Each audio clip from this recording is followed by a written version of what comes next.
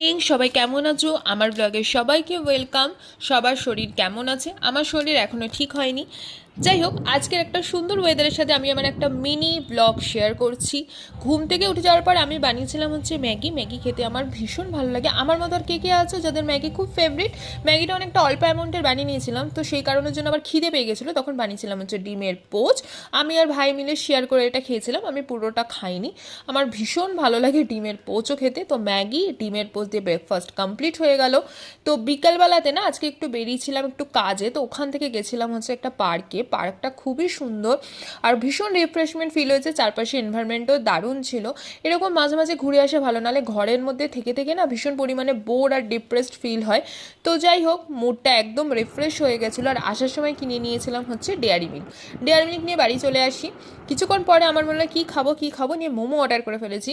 Momo all time my favourite. তো মোমো খেলাম, আমি নিজেই পুরোটা খেয়েছি, কারোর সাথে শেয়ার করিনি। তো মোমো খাওয়ার পর আর কিছু রাত্রেবেলা খেতে ভালো লাগছিল না, তো জন্য আর কিছু ডিনার করিনি, মোমো খেয়েই আমার দিনটা পুরো কমপ্লিট হয়ে গেছিলো। তো আমার এই টাইপের মিনি ব্লগগুলো তোমাদের কেমন লাগছে অবশ্যই কমেন্টে জানিও, অথবা তোমরা নতুন কী কী দেখতে চাও সেটাও আমাকে কমেন্টে জানিও। আজকের জন্য টাটা, সবাই খুব সুস্থ থেকো, ভালো থেকো।